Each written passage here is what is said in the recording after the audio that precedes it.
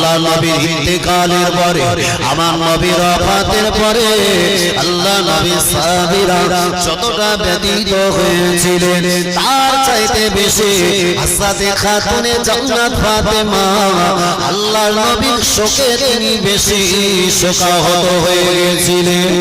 আহারে এ কারণে লক্ষ্য করে দেখা যায় আল্লাহ নবীর ইন্তেকালের কারণে হযরত খাতুনে জান্নাত হযরত ফাতেমা রাদিয়াল্লাহু আনহা এতটাই তিনি রোগগ্রস্ত হয়ে গেছিলেন। ওই সময় লক্ষ্য করে দেখা যায় আল্লাহ নবীর ইন্তেকালের পরে 6 মাস অতিবাহিত হয়ে যাবার পরে নিজের হুজরা শরীফে একদিন সুন্দর করে তিনি গোসল করলেন। সুন্দর করে নিজ হাতে গোসল করেছে, কেননা পৃথিবীর জমিনে ইনি ছিলেন একমাত্র নারী নিজের ইন্তেকালের আগে নিজের গোসলটা নিজে করেছিলেন। জোরে বলি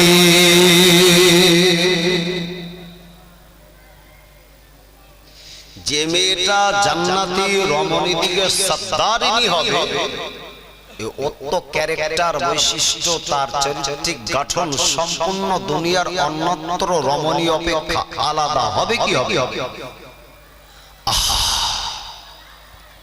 ইন্তেকাল করবে, নিজের দেহ সুন্দর করে নিজেই শেষ গোসলটা করেছে। আল্লাহ পৃথিবীর জমিনে তাকে দুটো কলিজা জোড়া সন্তান দিয়েছিলেন। কারা? ইমাম হাসান হুসাইন রাদিয়াল্লাহু আনহুমা। কেমন সন্তান!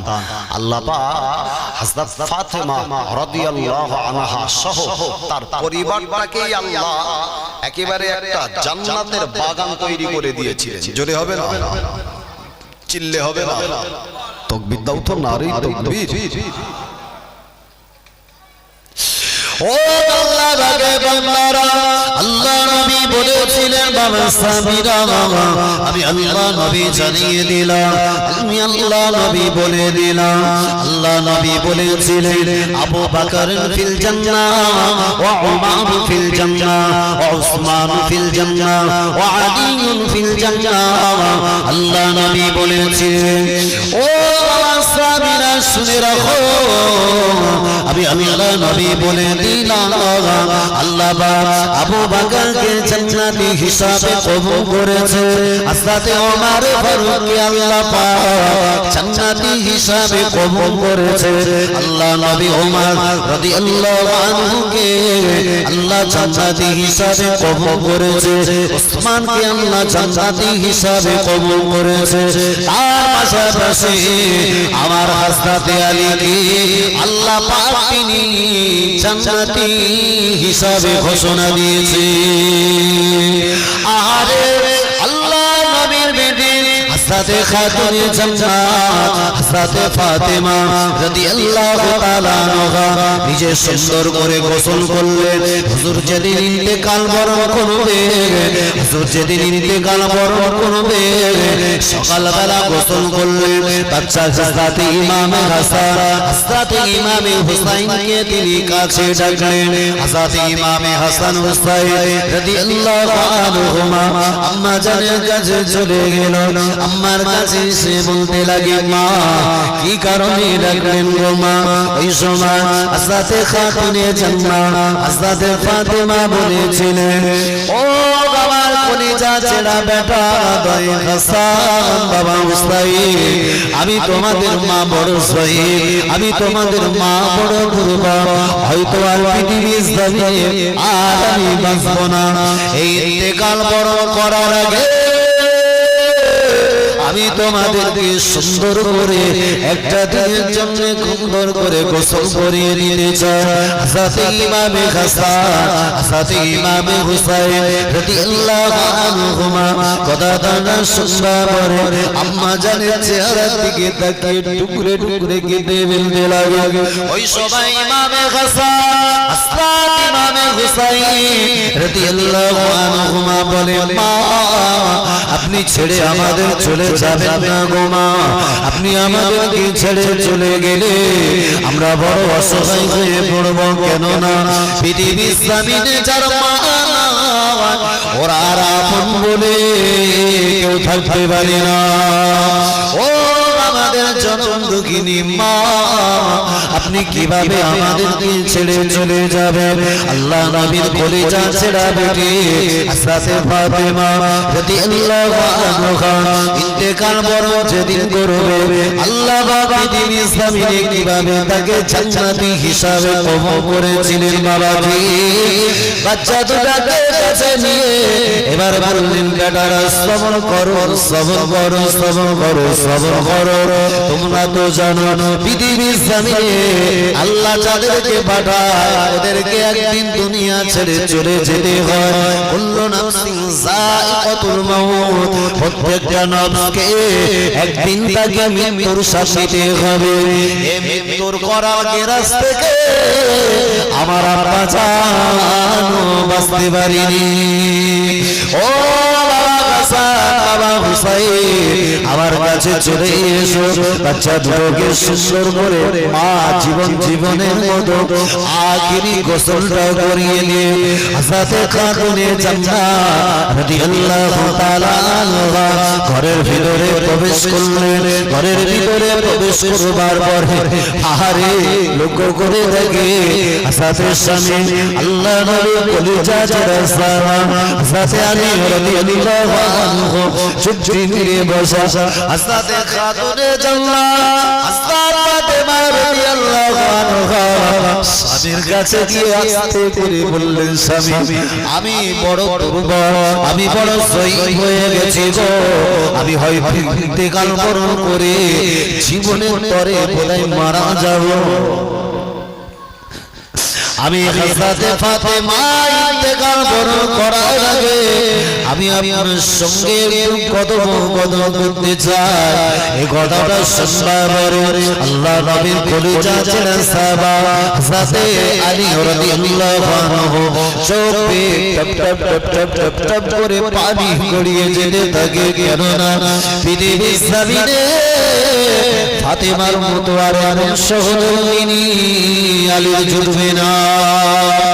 ও যুবকেরা, হযরত ফাতেমার সংসারে আল্লাহ এত অভাব দিয়েছিলেন, কোনদিনের জন্য এই ফাতেমা রাদিয়াল্লাহু আনহা স্বামীর প্রতি তিনি তম্বি করেন না, স্বামীর প্রতি অখুশি হন না, স্বামীকে কোনদিন কোনো কটু কথা বলেন না। পৃথিবীর জমিনে এই ফাতেমাকে পেয়ে হযরত আলীর জীবনটা যেন ধন্য হয়ে গেছিলেন। আল্লাহ নবীর কলিজা ছেড়া বেটি হযরত খাতুনে জান্নাত ফাতেমা রাদিয়াল্লাহু আনহা স্বামীকে ডেকে বললেন, স্বামী গো, আমার ইন্তেকালের আগে আবার ওয়াফাতের আগে আমি আপনার কাছে কয়েকটা দাবি করব। স্বামী গো, আপনি যদি আমার দাবিগুলো মেনে নেন, হাসি মুখে আপনার কাছ থেকে বিদায় নেব, দুনিয়া জমিন থেকে বদলা নেব। একটা বার আপনি আমাকে কথা দেন, একটা বার আপনি আমার সঙ্গে বলেন, আপনার সঙ্গে আমার সংসার জীবন যতদিন অতিবাহিত করেছি গো, কোনদিনের জন্য কি ফাতেমার প্রতি অখুশি হয়েছে? ফাতেমার প্রতি কোনদিন কি আপনার কোনো ব্যাপারে অভিযোগ আছে? ফাতেমার প্রতি কোনদিন আপনি খুশি হয়েছিলেন? আল্লাহ নবী সাল্লাল্লাহু আলী রাদিয়াল্লাহু আনহু চুপরে কেঁদে ফেলে বললেন, ও নবীর বেটি ফাতেমা, এমন করে বলো না। আল্লাহ পাক পৃথিবীর জমিনে আল্লাহ তোমাকে আমার নসিবে, আমার কপালে আমার আল্লাহ রহমত স্বরূপ করেছিলেন। তোমার যে কতদিন তোমার সঙ্গে সংসার জীবন অতিবাহিত করেছে, প্রতিটা ক্ষেত্রে, প্রতিটা দিনে, প্রতিটা মুহূর্তে আমি আলী তোমার প্রতি সম্পূর্ণ রূপে খুশি ছিলাম। জোরে বলি চিল্লে হবে না, তাকবীর দাও দাও না, এই তাকবীর। শুধু ইসলাম মেনেছে, ইসলাম অনুযায়ী জীবন যাপন করেছে, সংসার জীবনকে আল্লাহ সফলতা সাকসেস করে দিয়েছে। একবার জোরে বলে।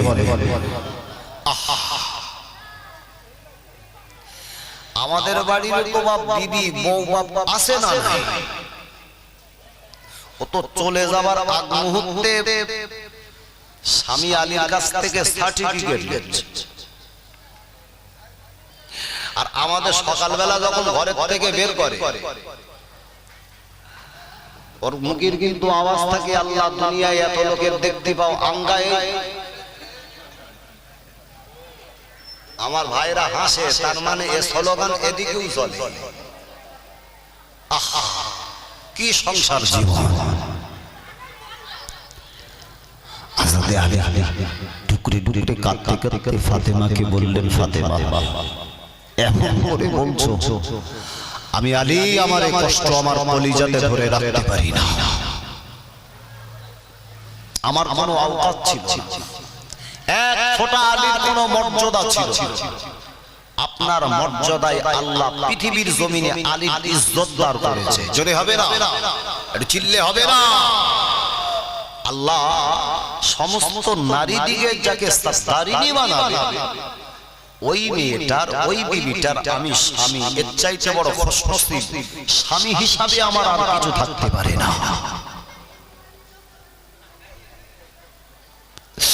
ও আল্লাহ বাগেরা আল্লাহ রানী সাবি আলী ওই দিনে ফাতেমাকে ডেকে বললেন, ফাতেমা তুমি যদি আমার কাছ থেকে সার্টিফিকেট নাও, আমি আলী তোমার কাছ থেকে একটা সার্টিফিকেট নেব। আপনি যখন আমার সঙ্গে জীবন যাপন করেছে, আপনি যখন আমার সঙ্গে সংসার জীবন অতিবাহিত করলে, কোনদিনের জন্য আলীর ব্যবহার কি তুমি অসন্তুষ্ট হয়েছিলে?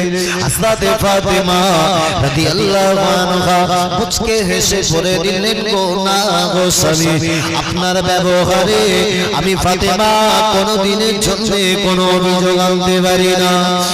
ও জানেরা যুবকেরা, হযরত ফাতেমা রাদিয়াল্লাহু তাআলা আনহা কিভাবে দুনিয়ার জমিনে আল্লাহ পাক তাকে জান্নাতের রমণী হিসাবে কবুল করলেন। কেন না আল্লাহ নবী বললেন, আমার সাহাবীরা আমি আল্লাহ নবী জানিয়ে দিলাম, একটা মেয়ে জান্নাতে যাওয়ার জন্য চারটে গুণ, কোন বর্ণনায় বলেছে তিনটে গুণ যথেষ্ট থাকলে আল্লাহ পাক প্রতিটা নারীকে জান্নাতে যাওয়ার সুব্যবস্থা করে দেবে।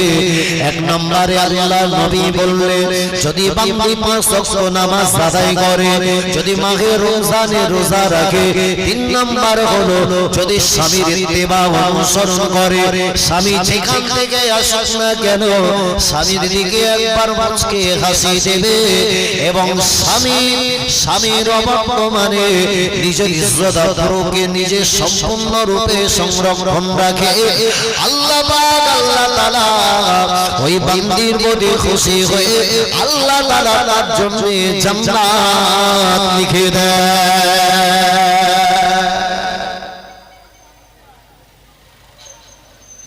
একটা পুরুষের জন্য কিন্তু চুল চুল হিসাব হবে, কোন পথে অর্থ আয় করেছি ওটাও কিন্তু পুরুষের জন্য হিসাব হবে, একটা মেয়ের জন্য না।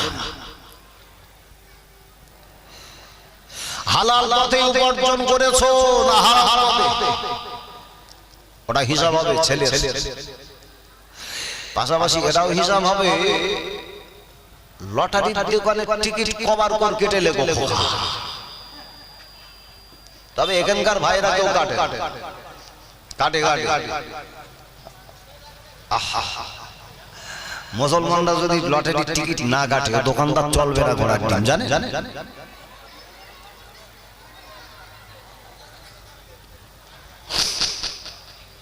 তবে সে নারীর প্রতি আল্লাহ পাক যুদ্ধ ঘোষণা করবে যে নারী স্বামীর কথায় যে গ্রুপ লোনের চেয়ারম্যান হয়,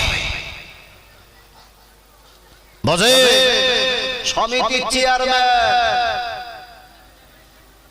এই বউগুলোকেও বলি, যদি স্বামী কোনদিনের জন্য বলে যে সমিতির জন্য তোরে পাঠাচ্ছি, ওর মুখে ঝাঁটা মারা, ওর মুখে ঝাঁটা মেরে ওখান থেকে কেটে বললি তোমার কবুল হওয়া হজের সওয়াব হবে। পরিষ্কার বলে দেওয়া, তুমি যখন আমার নিয়ে এসেছো আমার ভরণ পোষণের দায়িত্ব তোমার কারণে, তোমার পাঠানোর কারণে আমি জাহান্নামে যাব, ও কাজে আমি যাব। দেখো নারী কেমন জান্নাতে সার্টিফিকেট পেয়েছে, কিভাবে পেলে? স্বামীর কাছ থেকে জেনে নিচ্ছেন স্বামী আপনি আমার বিরুদ্ধে কোনো অভিযোগ নাই তো? না বিবি। ও আল্লাহ বাগে বান্দারা, আল্লাহ নবীর বেটি সাথে ফাতেমা রাদিয়াল্লাহু আনহা 2 নম্বরের স্বামীকে বললেন, স্বামী আমার ইন্তেকালের পরে আমার বাচ্চা হযরতে ইমামে হাসান ইমামে হুসাইনকে যেন কষ্ট দেবেন না, এদেরকে যেন কোনদিনের জন্য তম্বি করবেন না, এদেরকে যেন বকাবকি করবেন না। ও আমি ফাতেমা যদি ইন্তেকাল বরণ করে আমার ইন্তেকালের পরে আমার ওফাতের পরে আমার দাফন কাফনের জন্য লোক টাকা ডাকি বেশি করবেন না। ইতিহাস সাক্ষ্য দেয় দুনিয়ার জমিনে তিনি ছিলেন একমাত্র নারী যে নারীটাকে শুধুমাত্র রাতের বেলায় দাফন করা হয়।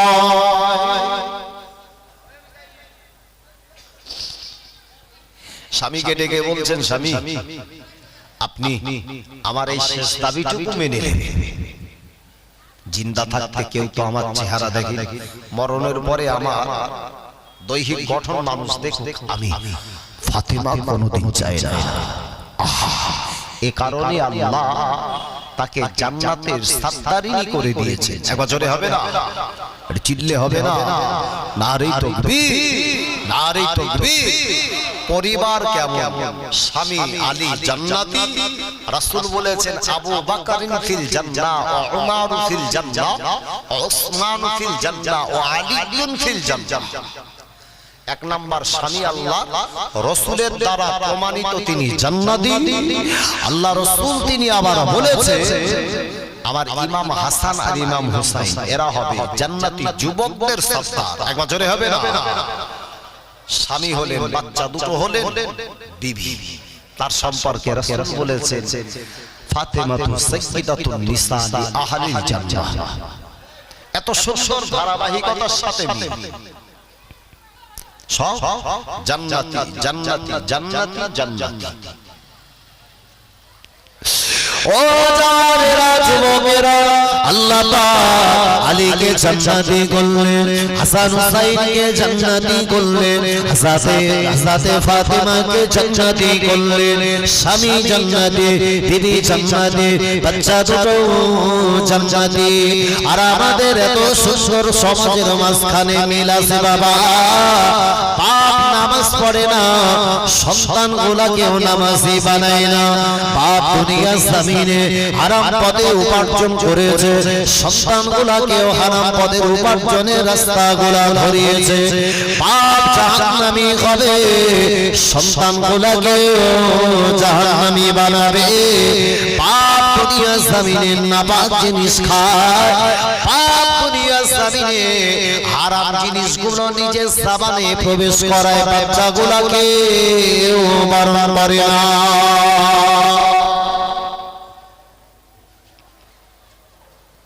একদম সিরিয়াল মোতাবেক ধাপ ধাপে যাচ্ছে। আহা, তাই তো আল্লাহ কোরআন কারীমের ভিতরে আল্লাহ ঘোষণা দিয়েছেন কু আনফুসাকুম, বাঁচো তুমি নিজে, ও আহলিকুম তোমার পরিবার, ওদেরকেও বাঁচাও আল্লাহর কঠিন আযাবে জাহান্নাম থেকে। কেননা অকুদুহান নাস ওয়াল হিজার, জাহান্নাম জ্বালানোর জন্য মানুষ আর পাথরগুলোকে আল্লাহ জাহান্নামে দেবে। আজকের এই মজলিস আমাদের জন্য হোক শিক্ষার। জবান ছেড়ে উচ্চ আওয়াজে একবার প্রিয় নবীর শানে দরুদ শরীফ আল্লাহুম্মা সাল্লি আলা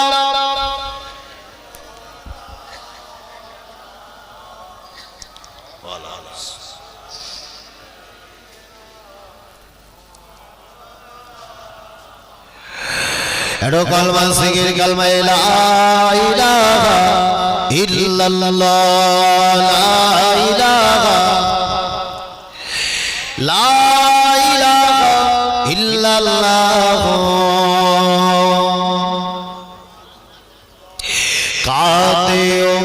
উম্মত কাঁদে মুমিন কাঁদে মুমিনা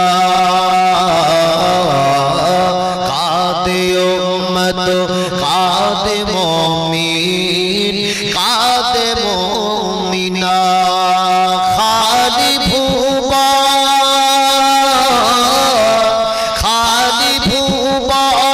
রইল পড়ে মোর নবী এলো না কাঁদে উম্মত কাঁদে মুমিন কাঁদে মুমিনা আসবে না নবী আর এ ভুবনে পাবো না দেখায়া হে জীবনে আসবে না নবী আর এ ভুবনে পাবো না দেখায়া হে জীবনে দেখা দিও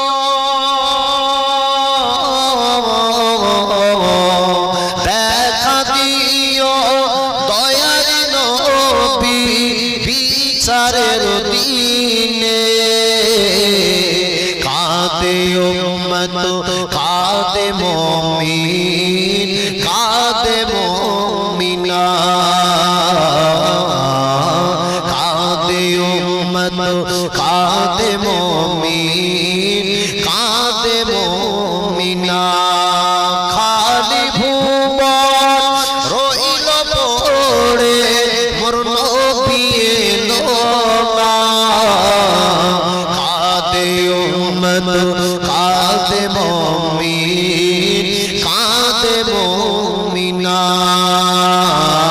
আল্লাহুম্মা সাল্লি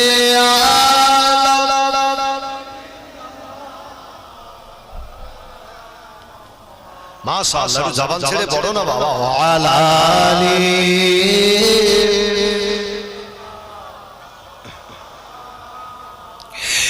অসহায় হে দুনিয়ায় আমি যে সুপারিশ করব নবী দয়াময়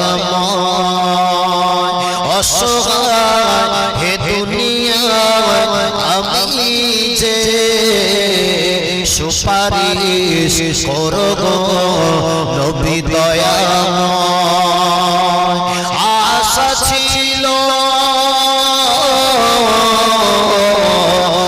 আশা ছিল করব জিয়ারত নবীজির রওজা কাঁদে উম্মত কাঁদে মুমিন কাঁদে মুমিনা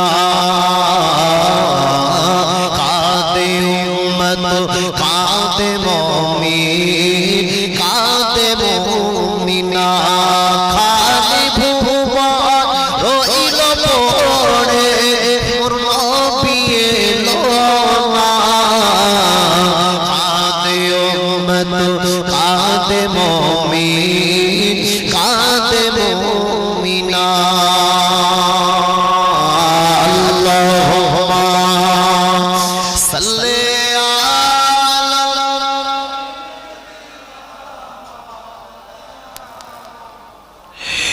আলা আলি